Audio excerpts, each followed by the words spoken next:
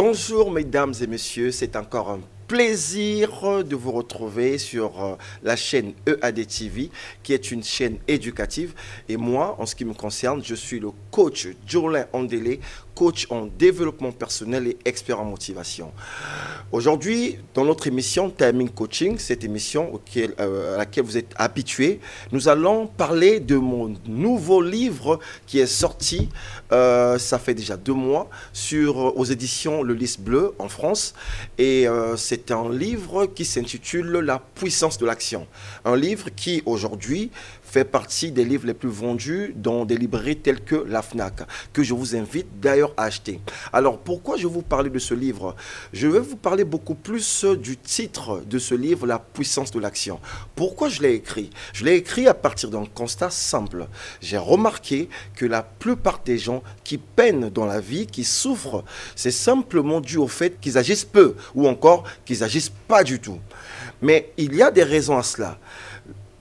Dans ce livre qui se divise en 3 parties, la première partie c'est pourquoi agir, la deuxième partie c'est qu'est-ce qui vous empêche d'agir et la troisième c'est comment agir. Et donc dans ce livre vous avez carrément, on va dire, une palette d'informations qui va vous permettre effectivement de passer d'un niveau de personnes qui passent leur temps à parler à des vrais agisseurs, des gens qui passent à l'action, des gens qui font changer les choses, des gens qui font bouger les choses.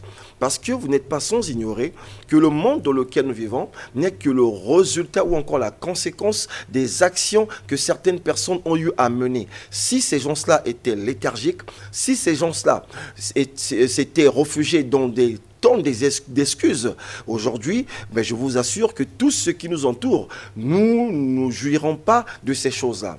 Alors, mais je ne vais pas détailler complètement ce livre sur une émission de 21 minutes, mais je vais essayer de épingler certains chapitres de ce livre. Alors, je vais prendre par exemple la première partie, pourquoi agir. Mais je vais vous montrer un peu pourquoi vous devez agir. Parce que vous qui me suivez, peut-être que vous avez ce problème-là, où vous caressez des projets, vous avez envie de faire des choses, mais pour des raisons parfois qui vous dépassent, mais vous n'agissez pas. Ou encore vous vous retrouvez dans une situation où vous avez eu une merveilleuse idée, mais vous n'êtes jamais passé à l'action et à votre grande surprise, vous tombez sur quelqu'un qui a eu la même chose, mais qui a finalement agi. Et vous vous dites à ce moment-là, mais vraiment, ça fait 2 ans, 3 ans, j'avais cette idée, et seulement si j'avais agi par rapport à cette idée, ma vie serait certainement différente. Alors, ici, je vais vous montrer un peu pourquoi agir, parce que vous devez comprendre pourquoi vous devez agir. Mais dans le livre, j'y vais dans les détails. Mais sur cette émission, je vais épingler, par exemple, le chapitre 4, éviter les regrets. Vous savez, on a tous des regrets du genre, si par exemple des regrets du genre de ne pas avoir fait de longues études, il y a des gens comme ça qui se disent mais si seulement si j'avais fait de longues études, j'aurais peut-être occupé telle fonction. Des regrets par exemple si je m'étais marié trop tôt ou trop tard, si j'avais abordé cette personne, si et seulement si j'avais pu solliciter telle personne pour une telle situation, si et seulement si je m'étais exprimé lors d'une réunion en ce qui concerne un sujet très très épineux. Et donc tous ces si-là, mais nous sommes souvent, et je crois, vous qui me suivez, il vous est arrivé déjà une seule fois dans votre vie de regretter de ne pas avoir agi devant une situation. Mais vous savez, agir, c'est effectivement un moyen pour éviter de nourrir des regrets. Lorsque nous agissons, mais nous évitons ce genre de regrets. Mais c'est quoi les regrets? Les regrets, ce sont des choses qui, les conséquences du regret, ok, ne se voient pas à l'instant T. C'est-à-dire que lorsque vous avez repoussé, vous avez procrastiné, mais à l'instant T, vous n'allez pas ressentir les conséquences de cette procrastination. Dans un premier temps, vous serez dans votre zone de confort, vous aurez choisi certainement de faire quelque chose qui vous facilite la vie, mais dont les conséquences à long terme sont néfastes. Mais les regrets, c'est effectivement ça. C'est-à-dire que pour l'instant, vous vous, au lieu, par exemple, d'aller dans une salle de sport pour faire du sport régulièrement, mais vous préférez rester sur votre fauteuil tranquillement en train de suivre la télé. À ce moment-là, sur l'instant présent, mais vous êtes confort, vous êtes dans une zone de confort. Mais dans les années à venir, mais vous allez constater peut-être un surpoids et vous allez nourrir des regrets si et seulement si lorsque j'étais jeune, j'avais fait du sport. Et pour éviter ça, les gars, vous devrez agir. Vous devrez passer à l'action. Pour agir, n'attendez pas que tous les signaux soient verts. Agissez avec ce que vous avez. Et pourquoi vous devez agir? Et je le répète, c'est pour effectivement éviter de nourrir des regrets dans l'avenir. Alors, nous allons encore prendre un autre chapitre, c'est le chapitre 5, la loi de l'utilisation. Dans ce livre d'ailleurs, j'en parle. Je dis quoi? Que tout ce qu'on n'utilise pas périt. Tout ce que vous n'utilisez pas a tendance à mourir ou à se détruire. Tout ce qui existe dans l'univers est soumis à un principe de mouvement. Lorsqu'il n'y a pas de mouvement, on parle de l'inertie ou encore de la mort, par exemple. La mort n'est que l'absence de l'activité. Lorsque notre corps n'est plus actif du tout, que le cœur ne bat plus, le cerveau ne fonctionne plus, on nous déclare mort. Alors, tant qu'on est en mouvement, tant que nous faisons des choses, nous sommes vivants. La loi de l'utilisation, c'est quoi? C'est cette loi qui démontre effectivement que si vous n'utilisez rien, mais cette chose-là va périr. Vous savez, nous venons au monde avec des talents. Chacun vient avec un talent particulier, mais il y a aussi des gens qui n'ont peut-être pas le même talent que l'autre, mais qui, à force d'exercice, ont su développer quelque chose. Mais il y a malheureusement des gens qui sont venus au monde avec des talents, mais qui ne l'ont pas utilisé. C'est-à-dire, c'est quelqu'un qui avait peut-être un talent de musicien, mais qui ne s'exerce pas, qui n'aiguise pas ce talent, qui ne va pas chanter et qui reste dans sa zone de confort en déclarant à tout le monde que je suis un excellent chanteur. Tu as beau être un excellent chanteur, à partir du moment où tu ne l'utilises pas, où tu ne chantes pas suffisamment, mais ce talent-là va périr. C'est pareil, si on vous donne un habit, un vêtement neuf, mais que vous n'en prenez pas soin, vous ne le nettoyez pas, vous le gardez toujours dans le même état pendant des années, cet habit va se détruire. C'est pareil avec, et je vois souvent des gens qui me disent parfois, qui racontent une scène du genre, il était avec, il a évolué, il a grandi avec un ami et qui aujourd'hui excelle dans son domaine, mais les deux ont appris le même métier. Mais il passe son temps à dire, mais lorsque nous apprenions à l'école, j'étais meilleur que lui. Mais aujourd'hui, il a eu la chance et voilà, il arrive à tirer son épingle du jeu. Mais c'est simplement ce dernier, celui qui a réussi à continuer à utiliser ou encore à améliorer, à aiguiser ce talent. Mais l'autre qui était peut-être performant par le passé s'est arrêté à un moment donné. Donc, retenez bien, la loi de l'utilisation stipule que tout ce que vous avez, même si c'est quelque chose d'extraordinaire, mais si vous ne l'utilisez pas, si vous ne vous mettez pas à en prendre soin, ce talent va partir. Vous pouvez être un grand orateur, mais si vous passez du temps à ne pas vous exprimer en public, mais je vous assure, ce talent d'orateur va se détruire. Et donc, c'est simple. Vous savez, dans la vie, nous avons 3 types de personnes. Il y a des gens sur Terre qui découvrent très tôt leur talent. C'est-à-dire qu'à un âge donné, à l'exemple des footballeurs, prenons l'exemple de Messi, qui très, très jeune, à l'âge de 5 ans, savait déjà que c'était sa passion le football. Et ça pouvait se remarquer à travers ses instituteurs. Mais il y a aussi une autre catégorie de personnes qui découvrent un peu plus tard, on va dire, leur talent. Ce sont des gens qui peuvent découvrir leur talent. Prenons l'exemple, par exemple, de Colonel Sanders, le fondateur de KFC, qui a démarré son business à l'âge de 70 ans. Ok, vous comprenez. Et donc, il y a des gens comme ça qui découvrent un peu plus tard. Mais il y a une troisième catégorie. Ce sont des gens qui passent toute leur vie sans savoir, sans découvrir leur talent. Mais comment ils font? Mais c'est simplement parce que ce sont des gens qui n'essayent rien du tout. C'est-à-dire, ce sont des gens qui passent leur temps à faire des choses qui ne les emmènent pas à sortir de leur zone de confort.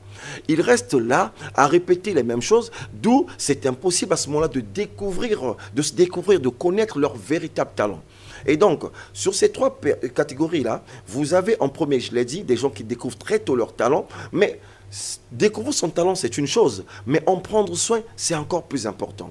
Donc, vous devez agir pour éviter, pour éviter de tomber, de récolter les conséquences de la loi de l'utilisation, qui est de se voir, on va dire, de voir son talent périr.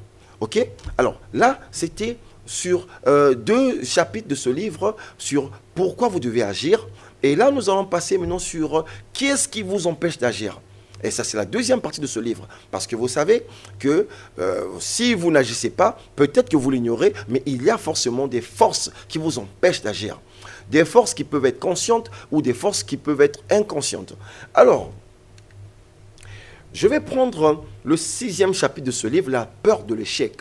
Vous savez, nous sommes dans une société où nous étions, pour ceux d'entre vous qui avaient mon âge, à l'école primaire, ou dans nos études, on nous a appris à éviter l'échec. Ok? Et celui qui échouait était la risée de son milieu.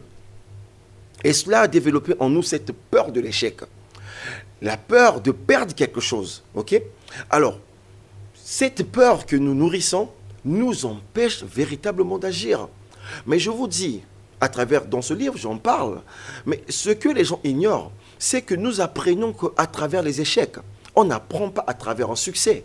C'est lorsque nous tombons que nous prenons conscience qu'il y a une pierre en face de nous et que demain, lorsque nous allons aborder ce chemin, nous allons passer à travers. Nous allons éviter l'obstacle que nous avons rencontré hier. Donc, lorsque vous commettez des erreurs, mais vous gagnez en connaissance, vous évoluez, vous passez un cap. L'erreur, c'est de ne pas apprendre de ces échecs. Lorsque vous avez appris à travers un échec, vous n'êtes pas perdant, vous êtes gagnant. Parce que je peux investir de l'argent dans une affaire, je peux perdre cet argent, c'est vrai que j'ai perdu l'argent, mais j'ai gagné quelque chose de plus, de supérieur à l'argent, qui est la connaissance. C'est-à-dire que demain, lorsque je vais réinvestir dans le même domaine, j'ai appris quelque chose de meilleur. Donc, je vais revoir ma stratégie et je tire de là une expérience et j'en sors gagnant. Et c'est très important. Donc, lorsque vous avez la peur de l'échec qui vous empêche d'agir, retenez bien. Et sur ce chapitre, lorsque je prends le mot la peur, j'aime toujours répéter aux gens qui pensent que lorsqu'ils ils se rendent compte qu'ils ont souvent peur dans leur vie, ils pensent qu'ils ont un problème. Non, vous qui me suivez, vous n'avez pas un problème. Chaque fois que vous ressentez la peur, répétez-vous intérieurement, le coach avait dit ceci, que avoir peur, c'est normal. Tout être humain a peur. Dans la vie, il ne s'agit pas d'éradiquer la peur. Il est question toujours de gérer ses peurs. Et on parle de gestion des choses et non de l'éradication. On ne peut pas éradiquer parce que la peur est une émotion naturelle que nous avons. C'est-à-dire que c'est le Créateur qui a voulu que nous soyons ainsi. Et si le Créateur a pensé important que nous soyons dotés de cette émotion qu'on appelle la peur, ça veut dire que la peur est très très importante. Donc la question n'est pas d'éradiquer la peur, parce que vous n'allez jamais réussir sur ce terrain-là, mais le plus important, la question est plutôt de savoir comment gérer ces peurs. Et ça fait toute la différence. Et donc, le problème c'est quoi? Lorsque vous avez peur de l'échec, mais essayez d'acheter ce livre, lisez sur la peur de l'échec. Vous allez comprendre que lorsque vous avez peur, ce n'est que normal. Mais le problème, c'est je tremble, mais j'agis quand même. Alors, nous passons au chapitre 10 de ce livre, la peur du changement. Et véritablement, c'est une forme de peur qui tétanise beaucoup de gens. Il y a des gens qui n'agissent pas parce qu'ils ont peur du changement. Ils ont peur de l'inconnu. Ils se disent que, voilà, je suis habitué à faire telle chose, pourquoi changer? Mais on ne peut pas développer n'importe quel... on peut pas se développer dans n'importe quel domaine à partir du moment où nous avons peur du changement. Parce que pour progresser dans la vie, nous devons aimer le changement. Nous devons sortir de notre zone de confort pour aller dans quelque chose de supérieur que ce que nous avons fait par le passé. Et donc, la peur du changement, d'ailleurs dans les entreprises, on m'invite d'ailleurs pour apporter cela au cadre d'entreprise. Et le thème que nous abordons en entreprise s'intitule le change management, la conduite du changement. Parce que Tout le monde a peur du changement. Je vous assure, même vous qui me suivez, tout le monde a peur du changement. Le changement, même naturellement, notre corps réagit toujours face à un changement de façon, on va dire, un peu brutale. C'est-à-dire que lorsque je vous demande, par exemple, vous qui me suivez, si je vous pose la question, faites cette petit exercice à vous, chez vous à la maison. Essayez de faire ça. Et vous qui me suivez, prenez un instant, croisez vos bras. Alors, après, je vous demande de croiser vos bras dans le sens inverse. Et si vous le faites à la maison, vous allez sentir l'inconfort lors du deuxième geste. Mais le premier geste, vous étiez confortable. Mais pourquoi il y a eu l'inconfort? C'est simplement parce que vous n'êtes pas habitué à croiser les bras de cette manière. C'est-à-dire que lorsque je vous invite à faire une chose qui vous fait sortir de votre zone de confort, mais il y a la peur qui s'installe. Et cela est normal. Mais le problème qui est là, c'est quoi? Ceux qui agissent comprennent cela. Et comme ils savent que cette peur va s'installer, mais ils se posent des questions. Qu'est-ce que j'ai à gagner à travers le changement que je veux instaurer? Et si ce qu'il y a à gagner est plus important, mais il affronte le changement. Le changement, il faut l'affronter. Le changement, vous savez, je ne vais peut-être pas développer sur le sujet, mais ce que j'aimerais que vous reteniez sur le changement, il y a deux choses avec le changement. La première chose, soit vous subissez le changement, ou soit vous accompagnez le changement. Le monde aujourd'hui change à une vitesse impossible. Les découvertes scientifiques se font à chaque seconde. Et cela veut dire quoi? Ça veut dire que celui qui ne veut pas accompagner le changement, celui qui ne veut pas s'accommoder, c'est-à-dire que s'apprivoiser le changement, mais cette personne-là va subir le changement. Subir le changement, ça veut dire quoi? Ça veut dire être en marge, je veux dire mis de côté par rapport à ce qui se fait. Et à ce moment-là, les conséquences, c'est par exemple la pauvreté.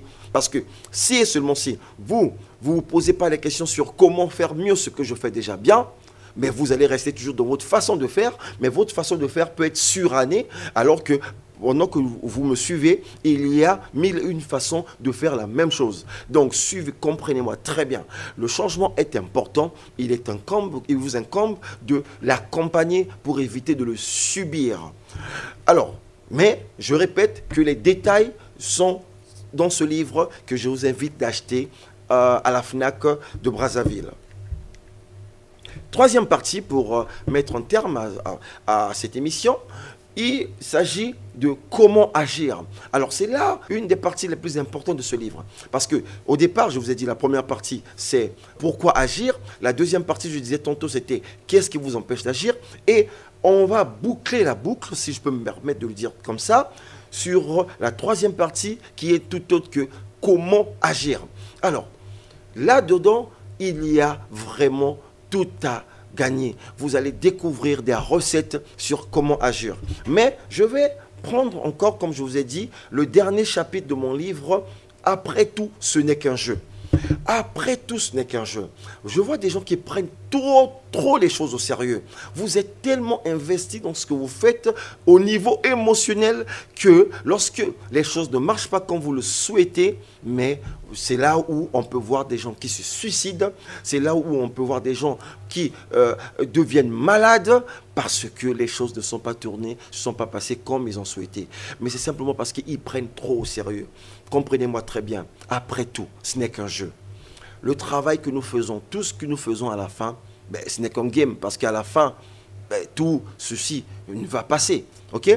C'est-à-dire que nous devons aborder les choses avec cette attitude de comprendre que c'est pas... Prenez votre travail comme un jeu. Et moi, j'aime souvent quand les gens me posent la question, chaque matin quand je me réveille, quand on me dit, mais tu vas comme ça, je dis, je vais m'amuser. Et à cette réponse, la personne s'étonne. Tu vas t'amuser? Mais attends, on est lundi. Et le matin, toi, tu vas t'amuser. Je lui dis, non, non, non. Mais moi, je ne travaille pas. Moi, je m'amuse. OK? Mais c'est quoi? C'est simplement une attitude mentale ou encore une prédisposition afin de prendre les choses pas toujours au premier degré. C'est pour comprendre que lorsque je sors de chez moi, quand je vais affronter les challenges de la journée, que je sache une chose. Comme un footballeur qui va se livrer à un match de football, il est dans un état mental de vouloir gagner, mais il n'exclut pas le fait que l'échec fait partie du jeu. C'est-à-dire on peut perdre. On ne fait pas que gagner. échouer fait partie du jeu. Et si on prend son travail comme un jeu, je vous assure, vous allez souffrir moins. Je ne dis pas que vous n'allez pas souffrir, mais vous allez souffrir moins de la pression, de tout ce que les gens vous font faire, et ainsi de suite. Et vous allez être déconnecté parce que vous allez répéter intérieurement chaque fois que vous ressentez une pression que après tout, ce n'est qu'un jeu. Alors, retenez bien, ce chapitre-là, c'est très intéressant. Il est tellement court que je répète aux gens, prenez votre travail comme un jeu et vous ne travaillerez plus le reste de votre vie.